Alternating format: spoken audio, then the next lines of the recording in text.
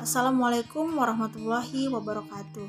Puji syukur kepada Allah Subhanahu wa Ta'ala yang masih memberikan kita begitu banyak nikmat sehingga kita semua masih dalam keadaan sehat walafiat.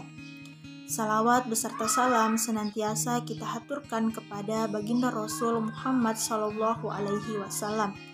Mudah-mudahan kita semua mendapatkan syafaatnya di hari akhir. Amin amin ya robbal alamin. Baiklah, pertama-tama perkenalkan, nama saya Isma Kartika dengan NIM 2001020011.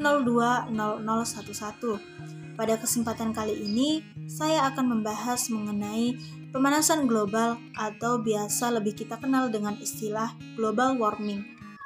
Namun, sebelum itu, terlebih dahulu kita harus tahu apa sih pemanasan global atau global warming itu. Pemanasan global atau global warming merupakan proses naiknya suhu rata-rata yang ada di bumi, baik itu di darat maupun di lautan.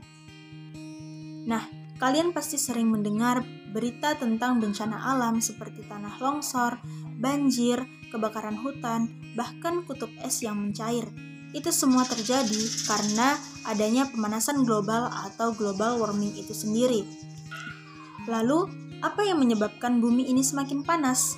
Ada beberapa hal yang dapat menjadi penyebab terjadinya pemanasan global. Yang pertama, meningkatnya gas rumah kaca. Gas rumah kaca itu terjadi karena adanya pembakaran minyak bumi, batu bara, dan gas alam. Hal itu menyebabkan adanya pemanasan yang terpantul tidak diteruskan keluar angkasa, tapi kembali lagi ke bumi. Yang kedua, populasi udara karena bahan bakar. Jumlah kendaraan bermotor selalu bertambah setiap tahunnya. Bahan bakar dari kendaraan tersebutlah yang menghasilkan gas karbon dioksida yang kemudian berakibat panas tidak bisa diteruskan keluar angkasa dan kemudian panas tersebut akan mengendap di bumi. Yang ketiga, efek rumah kaca. Efek rumah kaca menjadikan panas yang berada di bumi tidak dapat dipantulkan keluar angkasa, tapi terperangkap di atmosfer. Efek rumah kaca yang berlebihan akan berdampak pada iklim dan cuaca yang ada di bumi. Yang keempat, penggunaan bahan kimia atau CFC yang berlebihan. Penggunaan bahan kimia atau CFC ini biasa terdapat dalam berbagai perangkat peralatan rumah tangga seperti AC atau pendingin ruangan dan kulkas. Yang kelima, penggundulan hutan. Seperti yang kita ketahui, hutan menjadi salah satu penyadap karbon dioksida yang ada di bumi. Jika manusia terus gencar menggunduli hutan, maka lama-kelamaan tidak ada yang bisa digunakan untuk menyerap atau mengurangi karbon dioksida. Yang keenam, penggunaan listrik yang boros. Penggunaan listrik yang boros bisa menyebabkan pemanasan global dikarenakan adanya penguapan pada listrik. Jadi, listrik harus digunakan secara efisien sesuai dengan keperluan. Contoh kecilnya yaitu mematikan lampu ketika siang hari sebagai salah satu bentuk hemat listrik.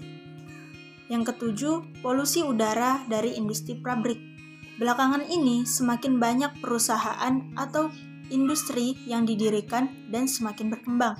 Namun, hal tersebut memicu polusi udara karena adanya asap yang dihasilkan dari pabrik tersebut. Dan hal tersebut membuat lingkungan semakin tercemar. Yang kedelapan, penumpukan sampah plastik. Pemanasan global bisa berasal dari banyaknya tumpukan sampah plastik yang tidak terkendali dan mengakibatkan pencemaran lingkungan. Oleh karena itu, pemanasan global tersebut dapat mengakibatkan berbagai masalah seperti bencana alam, suhu yang semakin panas, dan perubahan musim yang sulit sekali diprediksi. Dengan kondisi bumi yang semakin tua ini harus diselamatkan dari berbagai kerusakan. Kita sebagai makhluk penghuni bumi harus sadar untuk selalu menjaga bumi dari kerusakan dengan secara konsisten untuk menjaga lingkungannya. Nah, untuk menjaga lingkungan tersebut dapat dilakukan dengan memulai berbagai hal-hal kecil sebagai berikut. Yang pertama, meminimalisir penggunaan limbah plastik. Misalnya, menggunakan tas pada saat berbelanja agar bisa dipakai secara berulang-ulang dan mengganti sedotan plastik dengan bahan stainless steel atau bambu yang lebih ramah lingkungan. Yang kedua, menggunakan peralatan makan dan minuman pribadi. Selain hemat, hal ini juga dapat digunakan untuk berulang-ulang. Yang ketiga, mematikan lampu apabila tidak diperlukan. Hal ini dapat menghemat energi dan mengurangi efek pemanasan global. Yang kelima, mematikan alat elektronik setelah digunakan. Karena semakin tinggi daya listrik yang digunakan, semakin tinggi pula emisi karbo yang dihasilkan pembangkit listrik. Yang keenam, menggunakan not di HP untuk mencatat. Hal ini berfungsi untuk meminimalisir penggunaan kertas dan mengurangi aktivitas penebangan pohon di hutan. Yang keenam, melakukan reboisasi atau penanaman hutan. Reboisasi dapat dilakukan untuk tetap menjaga kelestarian alam setelah penebangan pohon secara besar-besaran. Nah, beberapa hal tersebut dapat dilakukan dalam kehidupan sehari-hari untuk mencegah terjadinya pemanasan global yang semakin parah. Terima kasih teman-teman sudah menonton video saya sampai selesai.